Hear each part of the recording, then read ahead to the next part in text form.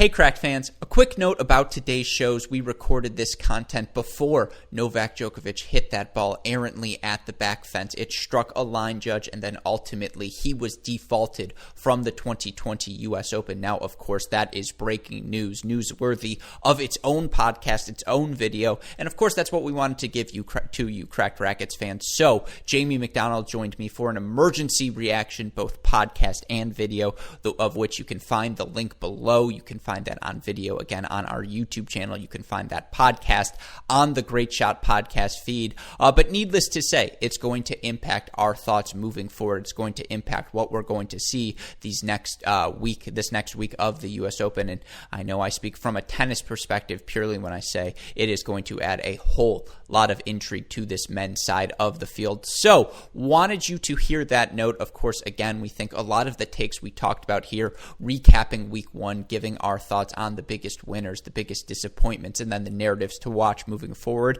I would say 90% of it holds up. I mean, once you get to the men's prediction section, maybe you're going to say, wow, you guys really like Djokovic. That sounds stupid in retrospect. I would argue he didn't really lose the match from a tennis perspective. He lost it from a mental perspective. Anyways, needless to say, you're going to hear that at the end. We do apologize for that. Nevertheless, still content we want you all to see. So with that in mind, we hope you enjoy our videos and podcasts recapping the first week of the US Open.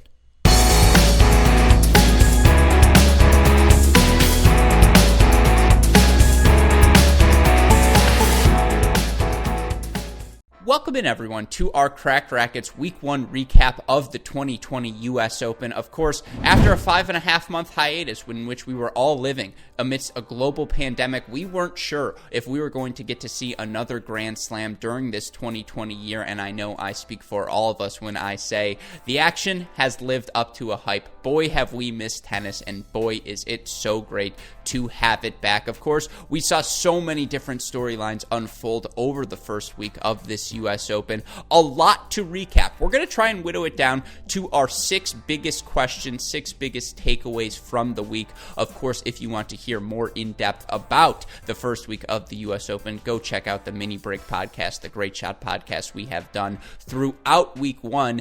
And if you have listened to those podcasts, it will not surprise you at all to learn that joining me today to recap week 1 of this US Open, you of course know him as our Cracked Racquets Do Everything former Denison men's tennis great and the only undefeated coach in Missouri high school tennis history, a man I kindly refer to as James Foster McDonald. Jamie, how are you doing today?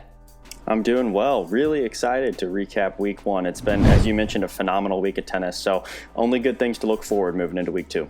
Absolutely, and of course, we have recapped each day's events on that Mini Break podcast. But again, we're going to be sticking to the big questions here on this video. We've narrowed it down to 6 for you. We're going to name our most impressive performers, most disappointing performers, talk about the dark horses we see heading into this second week. Of course, we're going to talk about our favorite matches from week 1. We're going to name the storylines we think we're all going to be talking about at the end of this US Open. And then, of course, it wouldn't be a video if we didn't give our predictions, so we will be giving our predictions for who is going to take home the title. And Jamie, we're going to focus on the men in this video, and let's just start with question number 1. Again, we are through the first 3 rounds of this US Open. We have seen so much tennis. Let's start on a positive note. Who are your most impressive performers through this first week of play? Yeah, there's a few that come to mind right off the bat. I think for me, you got to mention the young Canadian Felix Auger-Aliassime. He's just looked so clean in his performance. You know, first of all, against Murray in the second round. Yes, Murray was tired, but he backs that up with a very convincing win in round 3. He's looked phenomenal. The ground strokes are looking so good for him. I think you can throw a guy like Matteo Berrettini in there as well, has yet to drop a set. And then, you know, another one I would say is David Goffin. He was dealt a tough draw with Opelka in the first round, took care of business there. Has looked really solid moving forward, and took out an in-form Filip Krajinovic. So really, no matter what happens to the rest of the draw, really happy with how Goffin has looked. Yeah, I think that's a really good pick. I was coming up with my list. I have 7 names, of course. I will whittle it down to 1 or 2. I think you have to start with a different Canadian, Denis Shapovalov, who's looked so good through his first 3 wins, and it's been a tough slate. Sebastian Korda, really talented young American. Soonwoo Kwon, really talented young Korean player. Obviously, the comeback, Fritz was serving for the match in that 4th set. He beats him to advance to the 4th round. He's been great. I think Alex Zverev, you just look at the strength of his opponents, Anderson, Nakashima, Mannarino. No easy matches through there and in there, and yet he has come through that fairly easily. And then I know this is going to be a bit cliche, but it's been really impressive the way Novak Djokovic has just steamrolled his way into the 4th round, Jamie. I know those are a lot of top seeds, but the fact that the top seeds have looked so good given the uncertainty, that was a little bit surprising. Yeah, it's great to see those guys perform well. Look, you mentioned Shapovalov, another great pick. Of course, Djokovic has looked good, and just because we have come to expect it from him doesn't mean it's not true. So really good to see those top seeds performing well, particularly after such a long break given COVID. Yeah, and of course, Borna Coric beating Tsitsipas, impressive. Tiafoe getting to the 4th round, impressive. Berrettini, Rublev yet to drop a set, that's impressive. And I think for a lot of these players, we're going to see the best of them here in this second week. So really looking forward to seeing that unfold. Let's do the flip side of this, Jamie. Your most disappointing performers through week 1. Yeah, a couple for me. The first one is a different Canadian, Milos Raonic. I think a guy that we had circled to go really far in this, had the draw not wide open for him, but he had a great opportunity in front of him. And that's not to take away from his loss to Pospisil, because Pospisil played at a really high level and has looked really solid. Obviously, he backed up his win over Roberto Bautista Agut. But given everything, especially what we saw at the Western and Southern, I really expected a lot out of Milos Raonic, and ultimately this just disappointed. The other name on the list is Diego Schwartzman. I know a guy who you thought was going to do well. Ultimately gets upset in that 5-set thriller against Cam Norrie, but Diego Schwartzman had a real opportunity as the 9 seed in this one and ultimately just fell a little flat.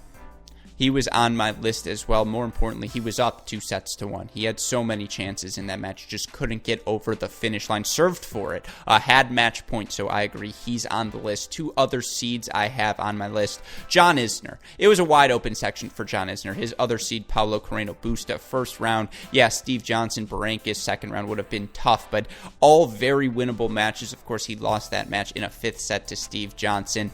Given how quick these courts are playing, given the uncertainty, the lack of match play for so many of these players, you'd think the big serve would have made things easy for him. Unfortunately, he wasn't able to get over the hump. I think you also have to throw Stefanos Tsitsipas on this list simply because 6 match points, right? It's just, Coric played well, but ultimately disappointing for him. Number 4 seed, a person a lot of people had circled as one of maybe 4 players who could challenge Novak Djokovic, and he's not even going to get that opportunity here.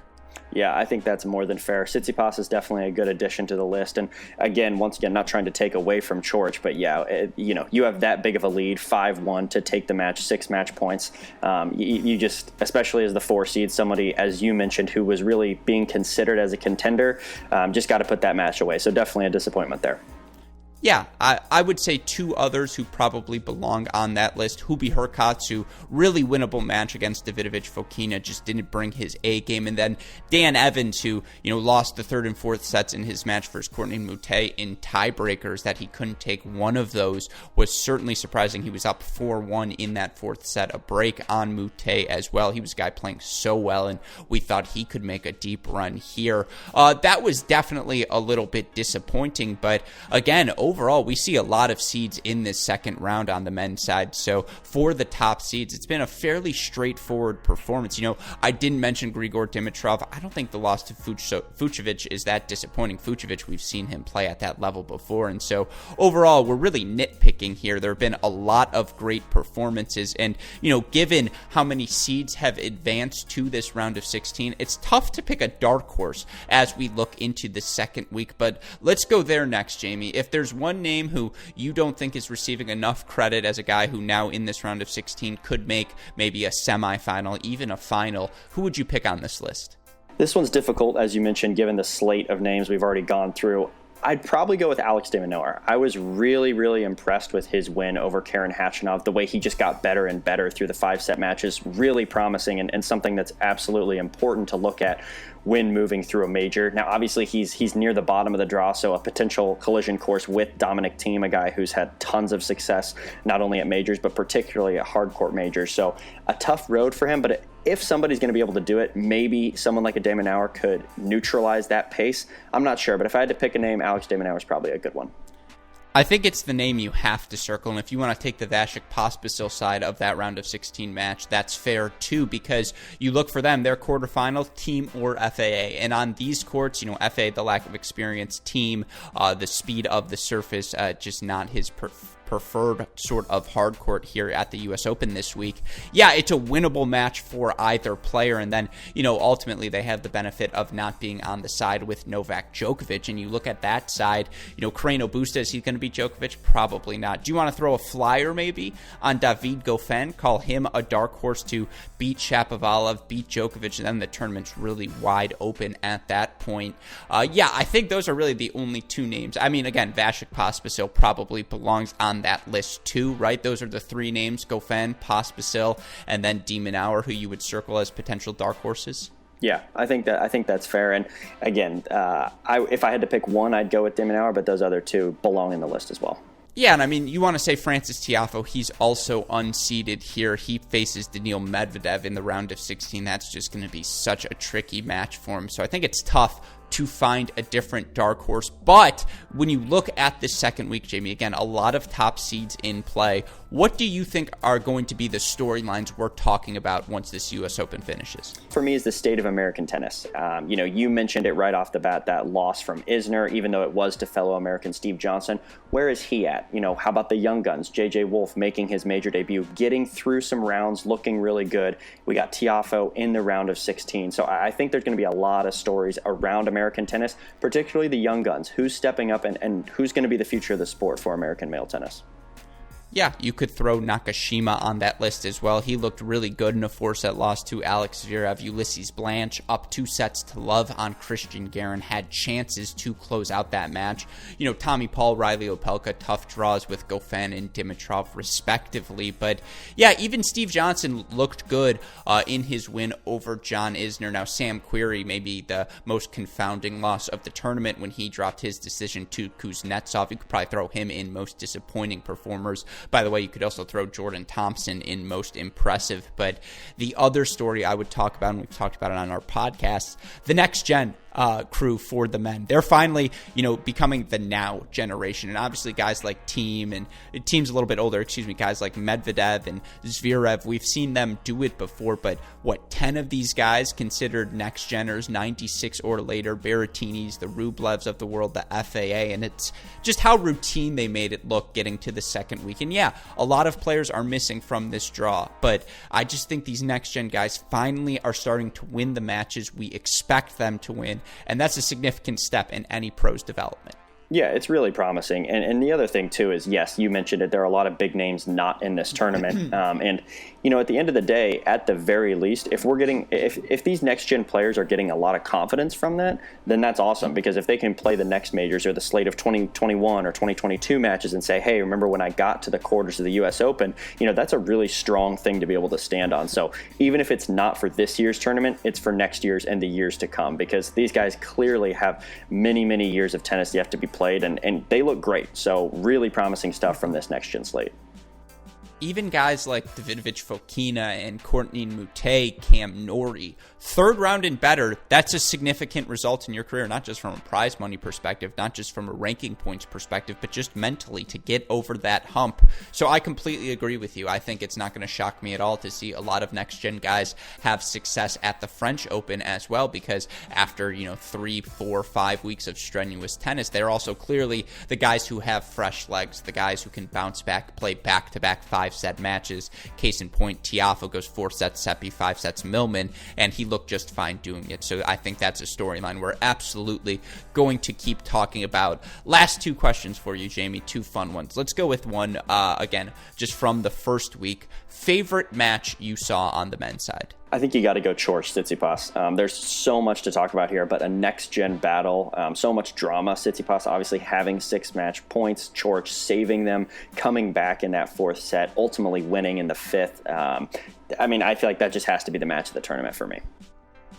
That's a really good pick, and one now that you say it, I should have put down as well. I have Murray Nishioka. That's a little bit biased. I will always enjoy seeing former Grand Slam champion Andy Murray, 2-time gold medalist, throw that in there as well, back on court. But he was down and out against Nishioka. 2 sets to love, Nishioka just working him. And then, you saw that Grand Slam champion emerge. Andy Murray just finding a way to scratch and claw his way back into the match. And even though there were no fans on center court, it just felt like a celebration. It felt like the U.S. Open was back. It was an outstanding way to kick off the event. And I think the tournament has ridden the momentum ever since. So that is my take for match of the first week on the men's side. But we all want to know what's about to go down in this second week. And after the first week, we have a little bit more data to have accumulated. So with that, or that we have accumulated, excuse me. So with that in mind, Jamie, give me your predictions. Who makes the final? Who wins this U.S. Open on the men's side? Yeah, look, unfortunately, I will just start here. I think it's, given the level we've seen from Novak Djokovic, it's just hard to doubt him right now. He's looked so solid. Anybody who looks to be in good form just gets clobbered, right? Looking at the Struff match, for example. I think the bottom half of this draw is really, really interesting. We labeled multiple dark horses, multiple people who could make that run in the bottom half, right? You've got Dominic Thiem, who's the favorite to come out and face Djokovic, just like he did at the Australian Open, but Thiem has to get through some really difficult people to do it. He'd have to beat FAA off the bat, then either on fire Pospisil or more likely a De Minaur who can neutralize pace really well and has shown how comfortable he is on these courts. So the bottom half has a ton of opportunity. Again, if I have to put money to it, it's probably Dominic Thiem, but there's a world where there are 4 or 5 different people who could be facing off against Djokovic coming out of the bottom half. But regardless, I think Djokovic is going to be too good for any of them. Yeah, I agree with you. Novak Djokovic is the pick. He's steamrolled through week 1. There's no reason to think he's going to slow down now. I do think he's going to get a really tough test in the final, regardless of who it is. That top half of the bottom, Rublev, Berrettini, Medvedev, all playing so well, all posing different sorts of threats.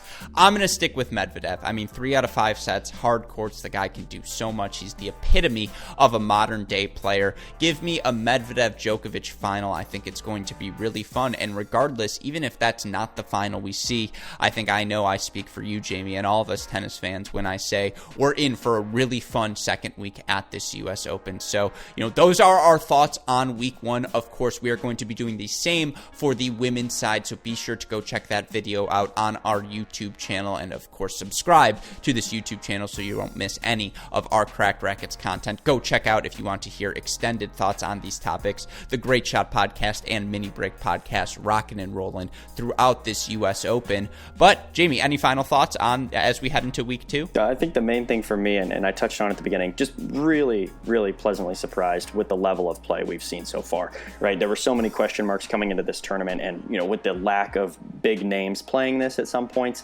you wonder, was this going to feel like a lackluster U.S. Open? And it really has not. I've been really, really impressed, and maybe I've just been starved for tennis, and that's part of it. But ultimately, I've been really, really happy, and I'm excited to get to watch week 2.